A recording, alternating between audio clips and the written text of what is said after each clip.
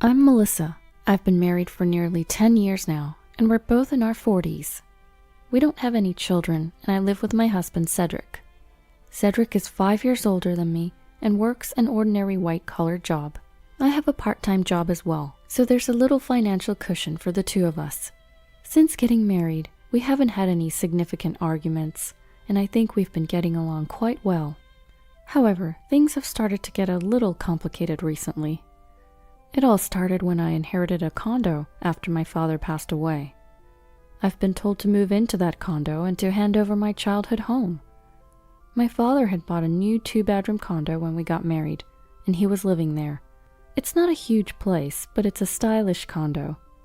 The condo where Cedric and I live now is my childhood home. I lived with my father and mother in a 4-bedroom condo until I got married, and then my father gave it to me. I left home once to go to college, but coming back after marriage to a home filled with memories was truly joyous.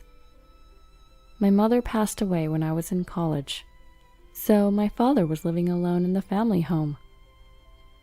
When we were getting married, he said, "How about living in this condo?" I thought he was suggesting moving in together, but he firmly declined. He probably didn't want to interfere with our newlywed life. Then my father passed away. I inherited the 2-bedroom condo where he had been living. Fortunately, I was able to quickly find a tenant and have them sign a lease. I thought our life would continue just as before. But a year passed, and my mother-in-law surprised me with an unexpected proposal during a visit. "Why don't we let Jasmine and her kids live in the 4-bedroom condo you're in? It's getting tight where they are now." Jasmine is Cedric's sister and a single mother raising 3 children. They currently live in a 2-bedroom apartment. The kids were all in elementary school now, and I understood that their place might be tight for a family of 4. However, I had never had a good impression of Jasmine. Every time we met, she looked down on me for not having children. Cedric and I got married just before I turned 30. At that time, she had already tried to outdo me, but it got even worse after I turned 30. "You're 30 and still don't have a single child? You still don't have children? As a woman, isn't your life over?" Those words were just the beginning. The ultimate insult came when my father passed away. "You're such a disgrace not letting your father meet his grandchild." Jasmine is 3 years older than me, but she feels more like a younger sister-in-law than an older sister-in-law. In any case, we were technically family, so I wanted to get along if possible, and I thought I was making an effort. But after hearing those words, I wanted to keep my distance from Jasmine as much as possible. I don't have any siblings, and my only blood-related family was my father. And in the midst of being both mentally and physically exhausted after losing him, she said those words to me without a hint of sympathy. It's impossible not to have a terrible impression after that. I hadn't seen her since shortly after my father passed away, so I never expected such a proposal from my mother-in-law. She says she'll pay the rent. $500 a month. She said this with a look on her face as if to say, "Isn't that a great deal?" I was utterly astonished. Our condo is not that new, but it has been renovated, so the facilities are clean and there are no problems. With good public transport and being adjacent to a mall, if we were to rent it out, the rent would undoubtedly be over $2,000. $500? I don't know if they're unaware of the marketplace or what, but that's a lot of nerve to mention such figure when talking about renting a 4-bedroom condo. Since I didn't say anything, my mother-in-law must have taken it as a confirmation and proceeded with the conversation. "Don't you have a condo that you're renting out now? You two can live there. Just don't renew the lease. You two can move in, and once you're done moving, Jasmine and her family can move in. How many years is the lease?" she said. Cedric, being himself, said, "Oh yeah, that's a great idea. The condo where my father-in-law lived is new and stylish, and it's enough space for the 2 of us to live in." It seemed like the conversation would just keep moving forward on its own, so I asked, "Aren't we supposed to live here together?" In reality, my in-laws live in a single-family home, and now it's just my father-in-law and mother-in-law living there. Cedric and Jasmine's rooms aren't even being used. It seemed like it wouldn't be a problem if Jasmine's family moved in. Rather, if they wanted to move to a larger place, shouldn't they rely on their parents' home before asking us to move? However, it seems that if they move into my in-laws' home, the children will have to transfer schools.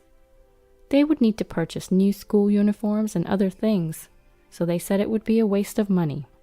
I couldn't explicitly say no to my mother-in-law about renting the place to Jasmine, but I told her, "This is where I was born and raised. I can't just decide to leave so easily."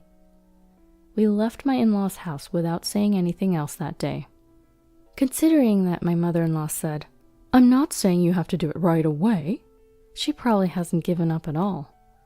When I got back to the condo, I said to Cedric, "This is my family home, you know. How can you agree to leave so easily?"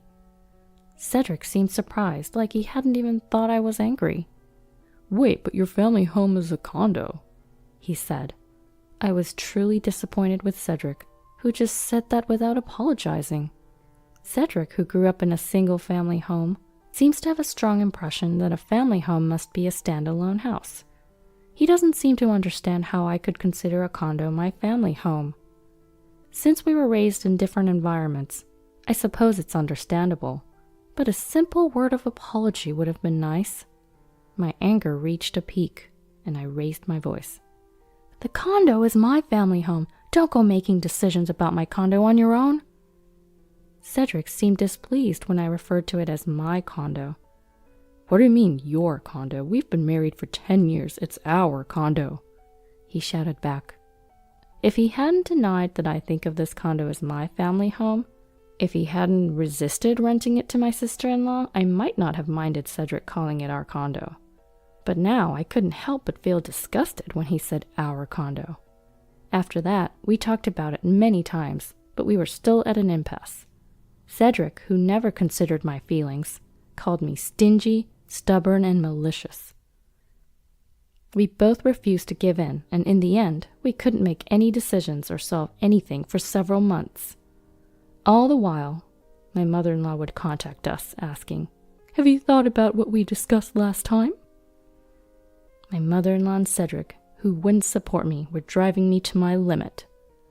Then one day, I got a text from Jasmine, who was finally furious that the matter wasn't progressing. "You don't have kids, so a 2-bedroom condo should be enough. Living with just the 2 of you in a 4-bedroom condo is a luxury. Just move out." I hadn't been in touch with Jasmine since my mother-in-law brought up the condo issue, so this was out of the blue. No polite requests to rent, no pleases, just a command to leave. Who does she think she is? Reading the text from Jasmine, I felt foolish for trying to keep things amicable until now. As we talked, the word divorce crossed my mind again and again. Each time, I tried to suppress my emotions, but I knew I was at the end of my tether. I went to the courthouse and picked up divorce papers, then made a call to a certain place. A few days later, I headed to the county clerk's office.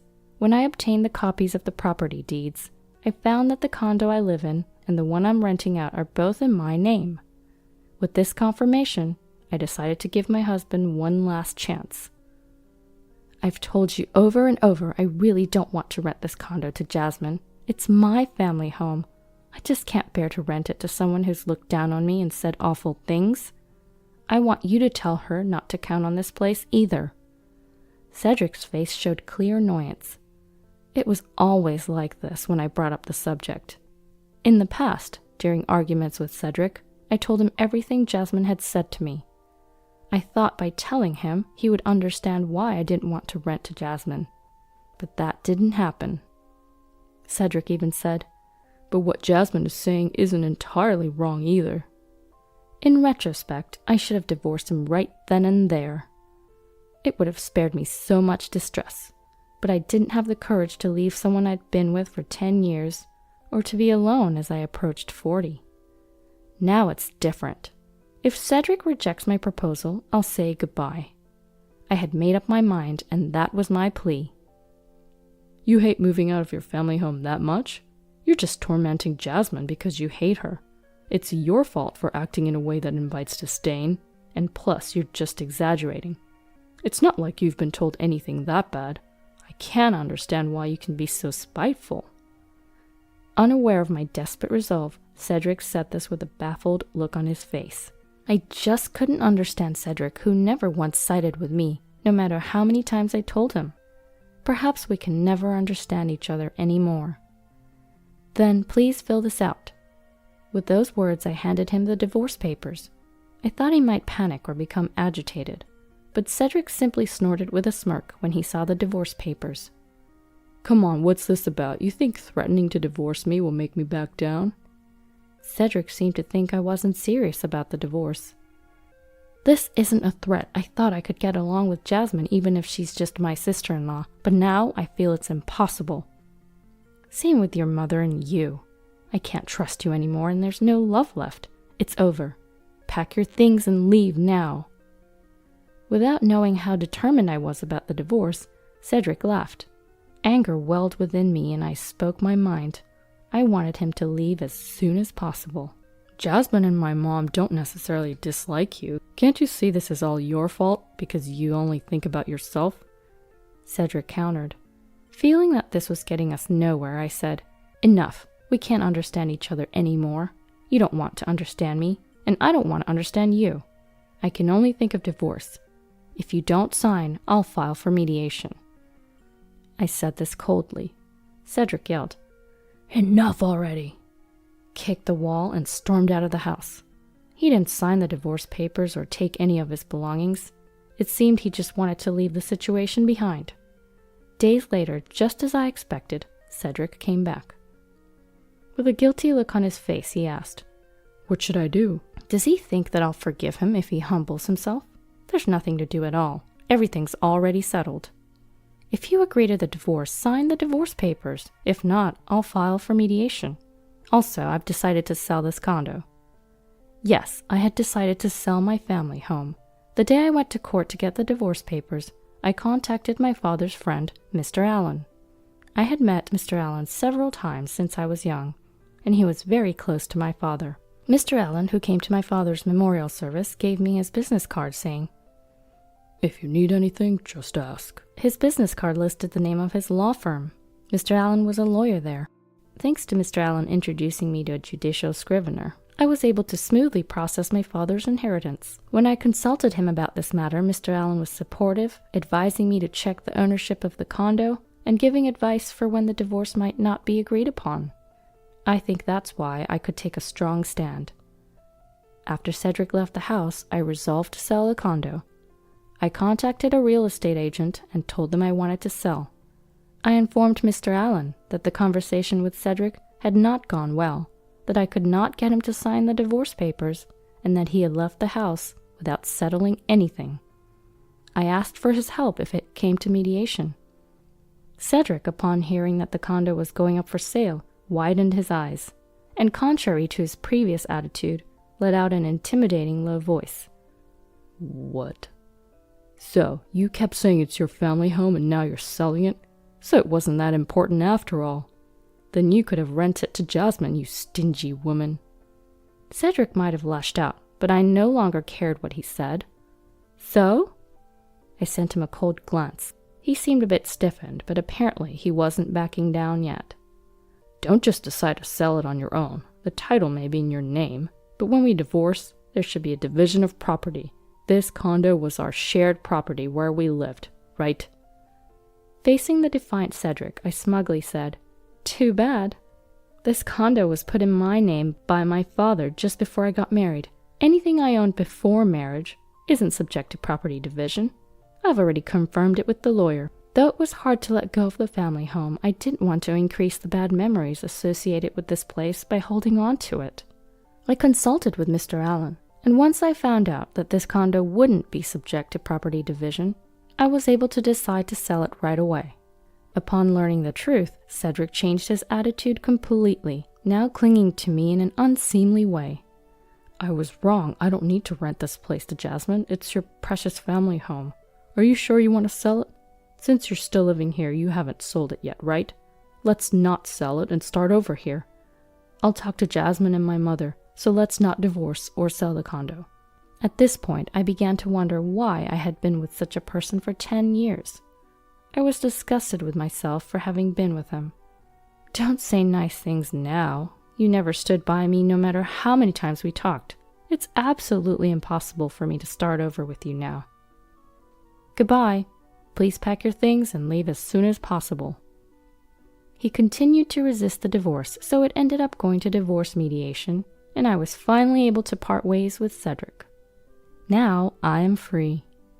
I thought being single would be scary, but it's not so bad. I've now purchased a new 2-bedroom condo, and I'm enjoying my life as I please.